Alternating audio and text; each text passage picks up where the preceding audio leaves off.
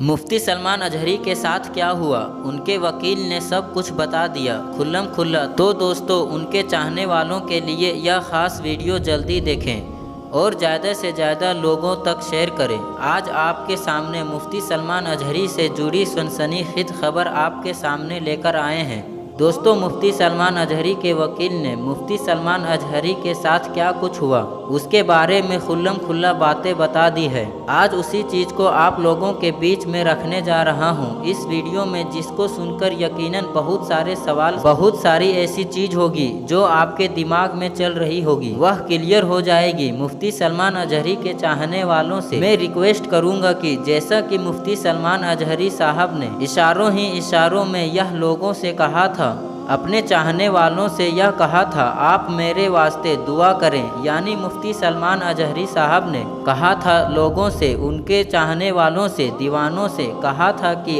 आप मेरे हक में दुआ करें।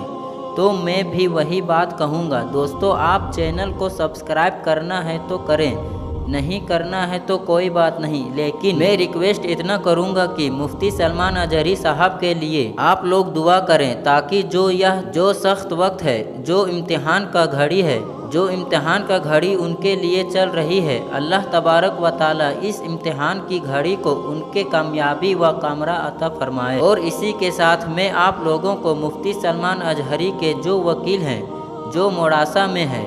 उनका केस जो कोर्ट में चल रहे हैं, उनका जो बयान आया है उसको मैं अपनी जुबानी आप तक पहुंचा देता हूं। दोस्तों, मुफ्ती सलमान अजहरी जब मोड़ासा के केस में डीएसपी कार्यालय जा रहे थे तो आपने देखा था कि किस तरीके से थके थके, बुझे बुझे, रुके रुके वह लग रहे थे, यानी लंगड़ा कर चल रहे थे। चलने में ऐसा लग रहा था कि उनको बहुत ताकत लग रही हो,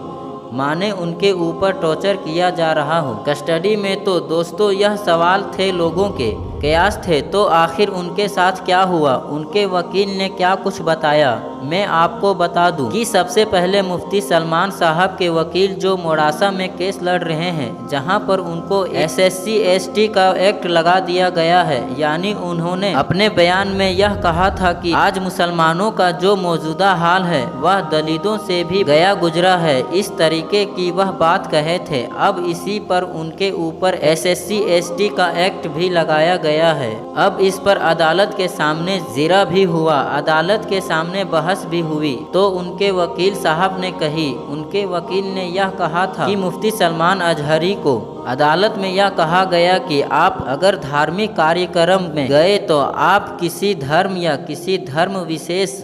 या किसी समुदाय के लिए आप तुलना क्यों कर रहे थे, तुलनात्मक बयान क्यों दिया। तो दोस्तों, उनके डिफेंस में भी यह बात कही गई कि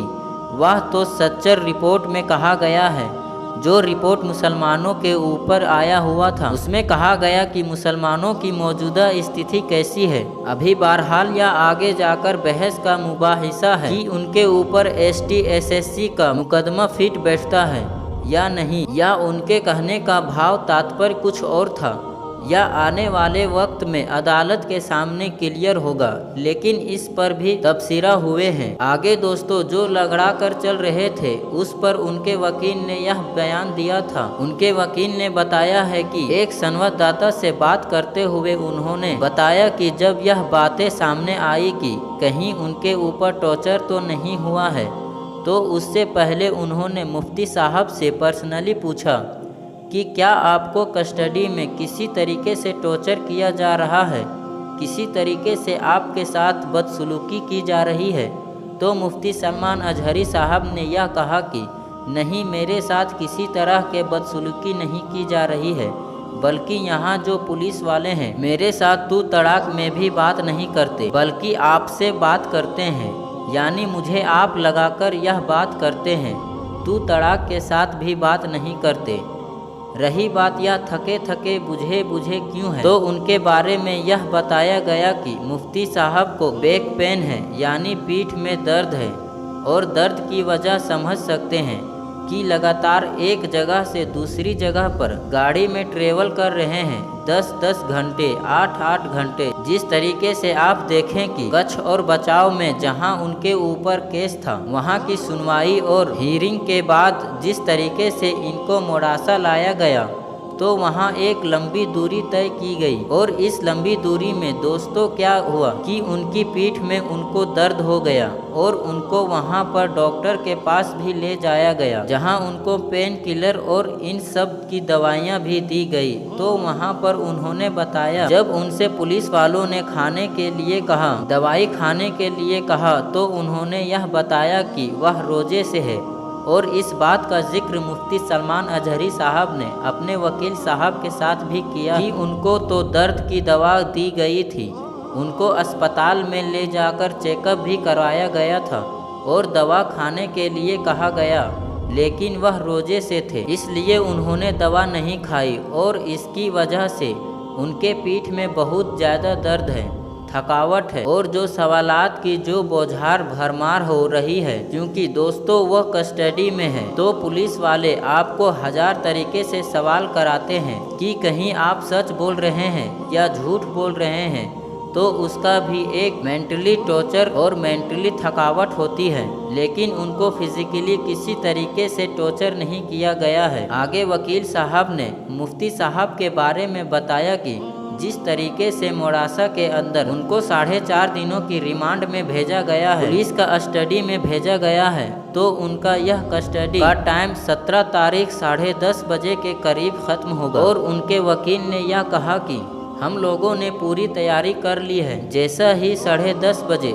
17 तारीख को उनका कस्टडी समाप्त होगा, उसी दिन हम लोग 1 से 1:30 बजे के करीब अदालत में बेल का पिटीशन तैयार कर देंगे और इस दौरान बात मुबाहिसा होगा, बातचीत होगी और 20 तारीख तक उम्मीद है कि इनको ज़मानत मिल जाएगी। और इस दौरान मुफ्ती साहब मोड़ासा की जो जेल है वहाँ पर वह रुकेंगे। इस तरह इधर जब उनसे पूछा गया कि जिस तरीके से मुफ्ती साहब पर एक के बाद एक केस डाल दिया जा रहा है, यानी उनको एक जगह पर बेल मिलती तो दूसरा केस लगा दिया जाता है, इस पर क्या आपने हाई कोर्ट का रुख करने की कोशिश की है? तो इस पर उनके वकील का कहना था कि हम लोगों की बात और वकीलों की बात जो है वह मुफ्ती सलमान अजहरी साहब के बड़े भाई से चल रही और उनकी तरफ से हम लोग मिलकर इस तरीके की चीज़ों को रोकने के लिए हम हाई कोर्ट का दरवाज़ा भी खटखटाएंगे। तो ये बात एकदम ऑथेंटिक स्रोत से निकल कर सामने आई है, जो मैंने आप लोगों के सामने रखी, जो किसी भी तरीके से झूठ और बालगाड़े चीज़, डुप्लीकेट चीज़ में ना जाएं। और इसका पता अगर आपको करना है तो जिसे करना है PRLD टीम है, क्या क्या टीम है, उन तमाम चीज़ों से आप पता कर सकते हैं। तो यह जानकारी आप लोगों के लिए मैं आज लेकर आया था। मिलेंगे फिर किसी नई वीडियो में, तब तक के लिए अल्लाह हाफिज़।